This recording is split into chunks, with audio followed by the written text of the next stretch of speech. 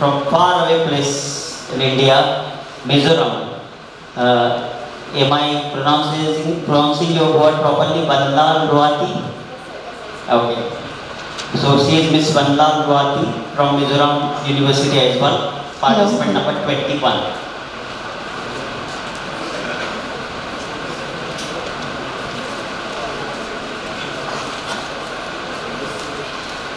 At the stroke of the midnight hour, when the world sleeps, India will awake to life and freedom. Greetings to our respected panelists and everyone attending today. Speaking before you is Shiksha Mandal, hailing from the northeastern region of India, representing Mizoram University. And I stand before you with a patriotic heart to shed light on the status and future of our democracy. The first thing that pops in our head when talking about democracy is freedom. India has undoubtedly progressed geometrically during the past 75 years since the year 1947. Hard not to mention the great martyrs who shed their lives for India. All our struggle is for freedom.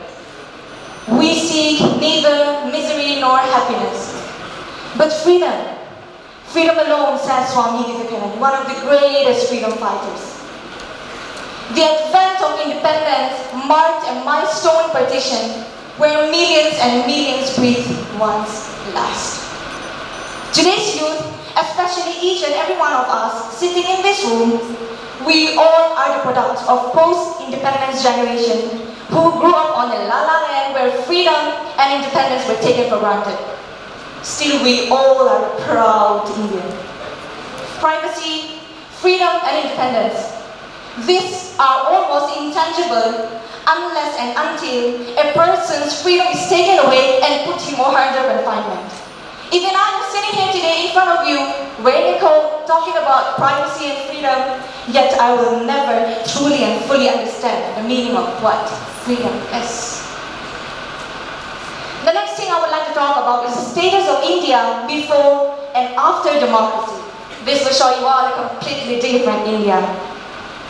The British oppression during the course of 18th to 19th century was an obvious traumatizing flashback with poverty, slavery, exploitation, social turmoil, economic turmoil, and cultural turmoil.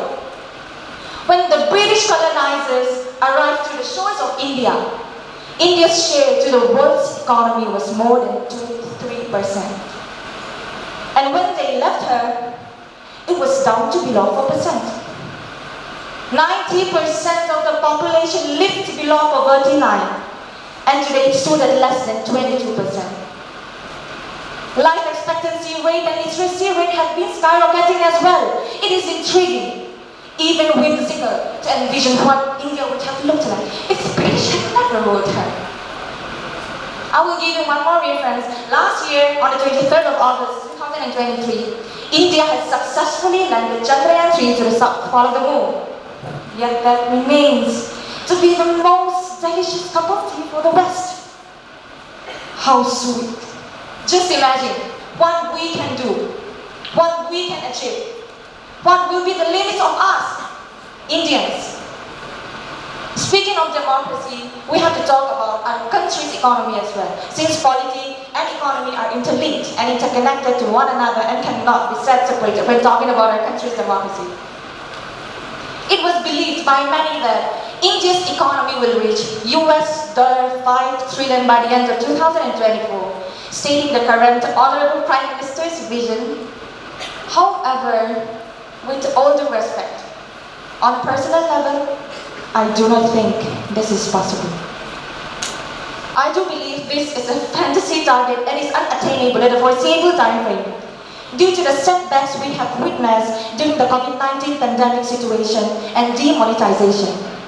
However, I do believe $4 trillion economy is possible by the end of this year in view of the technological advancement and developmental infrastructure development we witness as of today. The number of Dalit millionaires have also been increasing as well. Yes, the Dalits, who were once considered the outcast, who were once considered the untouchables, who were not even included on the Varna system. Those today's world, we are not only cracking IIT entrance examinations, we are also cracking civil services examinations as well. And that is a living proof of how far India has progressed on a fair pace, if not skyrocketing. It was dreamt of India being a superpower. Yet that kind of thinking is rapidly going out of the window.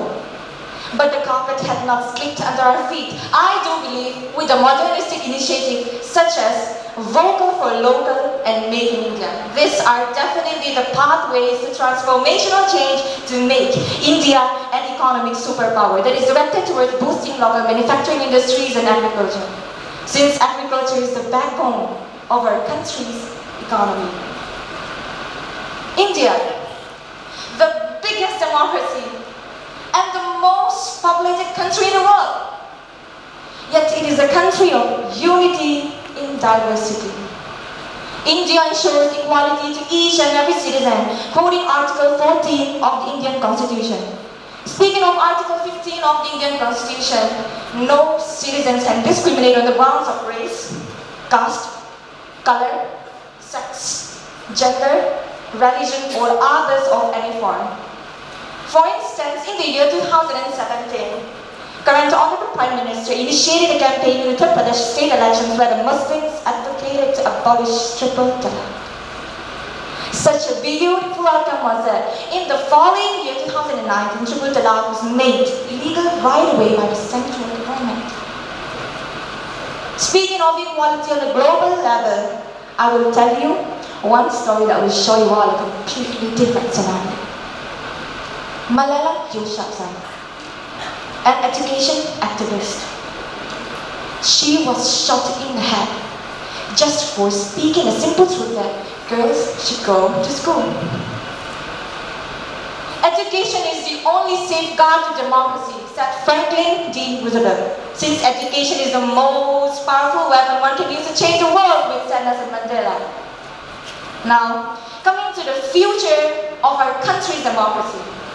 This world itself has transformed from a knowledge savvy to a technological knowledge savvy. I dream of a digital India where access to information knows no barriers, said the current Prime Minister of India. And following his words in the year 2015, Digital India was launched successfully that makes India a digitally blossoming country. Even now, I can take online classes and attend online classes from the deepest and the farthest stretches of villages within India. Now highlighting the status of India on world affairs. This world itself had gone through bipolar world to unipolar world, and now again transitioning to bipolarity with the rise of China and the eclipse of other superpowers. India's participation on multiple configurations would suggest that India definitely has something to contribute and to gain from each of these configurations and vice versa. Even last year, India hosted G20, where my university, Mizoram University, hosted one of the events as well.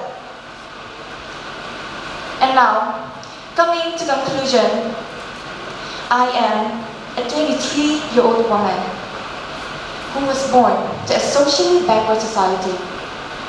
And as I grew up, I literally witnessed my country going through thick and thin, specifically with the COVID-19 global pandemic situation. High economy, infrastructure, technology-driven system, cycle of demand. This needs to be addressed in order to achieve Atmanirbhar Bharat, a self-reliant India. And I say democracy is the biggest advantage we have in order to achieve Vanlalruati. The role of an individual is critical to achieve a great nation. On top of that, I say the youth are the backbone of nation building. I will take my responsibility as a citizen for the reason I believe in a better India. Arise, awake, and stop not until the goal is reached. Join into the world's largest and greatest democracy. Thank you.